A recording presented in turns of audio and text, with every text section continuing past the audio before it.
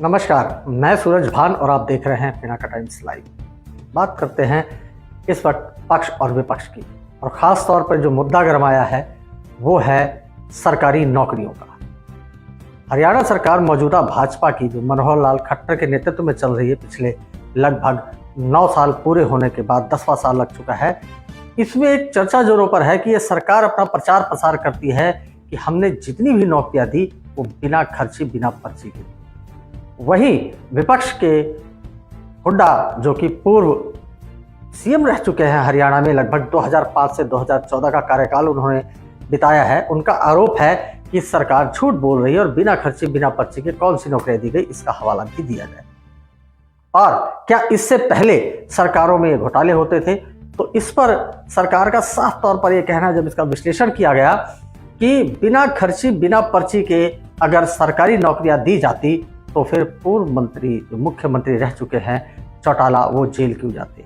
उनका साफ तौर पे कहना है, पक्ष का पलटवार है, कि अगर बिना खर्ची के बिना पर्ची के सरकारी नौकरियां लगती तो फिर तमाम अधिकारी और पूर्व सीएम ने 10 साल की सजा क्यों काटी। न्यायालय ने बाकायदा इसमें सजा सुनाई थी और 10 साल की सजा सुनाई थी। वहीं दूसरा पलटवार उन्होंने ये किया कि जब हुड्डा का कार्यकाल 2005 से 2014 तक का था, उसमें कई बार नौकरियों पर न्यायालय ने टिप्पणी करी और नौकरियां रद्द की। सरकार का यह कहना है कि अगर गड़बड़ियां नहीं थी, धांधलियां नहीं थी, तो फिर नौकरियां न्यायालय ने हस्तक्षेप करके क्यों रद्द की। अब बात करते हैं आंकड़ों की।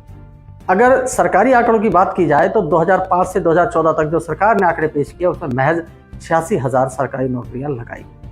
वहीं दूसरी तरफ हरियाणा सरकार का कहना है कि लगभग 1 लाख से अधिक, यानी 1,26,000 और 1,50,000 के बीच लगभग सरकारी नौकरियां दी गई, जिसका जीता जागता उदाहरण अभी लगभग 13,000 भर्तियां और ग्रुप सी और डी की निकाली। आखिर सरकार ने इन भर्तियों में खर्ची और पर्ची का सिस्टम कैसे रोका? आखिर ऐसा क्या किया कि बिना खर्ची और बिना पर्ची की नौकरियां लगी? इस पर जब हमने विश्लेषण किया और हमने इसकी जांच की तो पाया कि पहले ग्रुप सी और डी की भर्ती में लिखित परीक्षा के बाद भी इंटरव्यू देना होता था। आखिर ग्रुप सी और ग्रुप डी, यानी कि जो 4th क्लास एम्प्लॉय है, मान ली है चपरासी है, उसको इंटरव्यू की क्या आवश्यकता पड़ती है?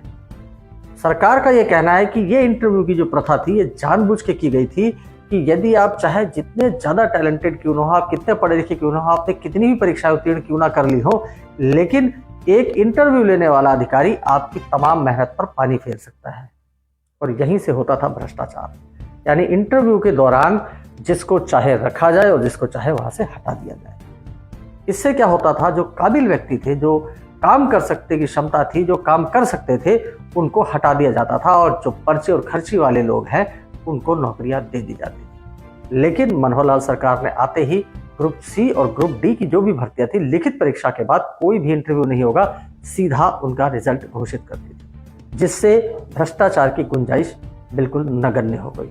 जिसके चलते तमाम लोगों, हमने व्यक्तिगत तौर पर भी कई जो लोगों ने नौकरियां पाई उनसे अगर पूछा तो उन्होंने साफ तौर पे कहा कि कहीं भी किसी नेता के सिफारिश नहीं करनी पड़ी, कोई पर्ची डालनी पड़ी, केवल एग्जाम क्लियर किया और जो योग्य थे उनको नौकरियां मिल गई। इसी कड़ी में भाजपा सरकार ने और भर्तियां निकाली हैं, जिस पर उनका साफ तौर पर कहना है कि पिछली सरकार के मुकाबले हमारी सरकार में बहुत सारी नौकरियां दी गई।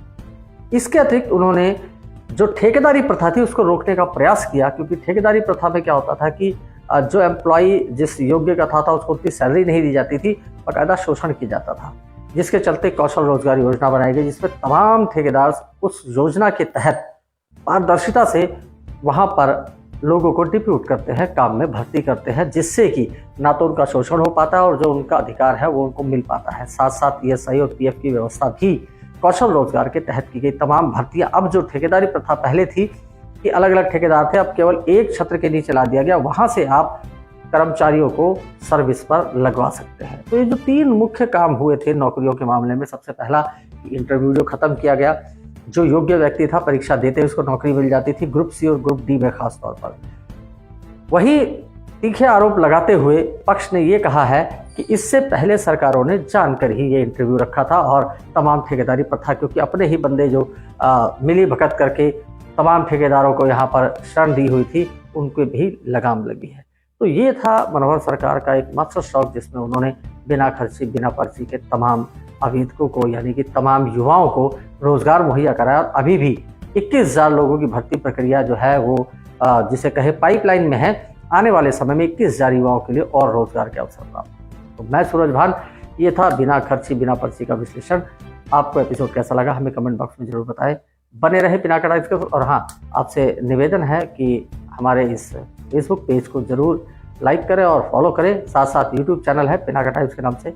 अगर आपको महत्वपूर्ण खबरों से रूबरू रहना है तो कृपया करके हमारे इस चैनल को सब्सक्राइब करें। बने रहे पिनाका टाइम्स के साथ। धन्यवाद। जय हिंद।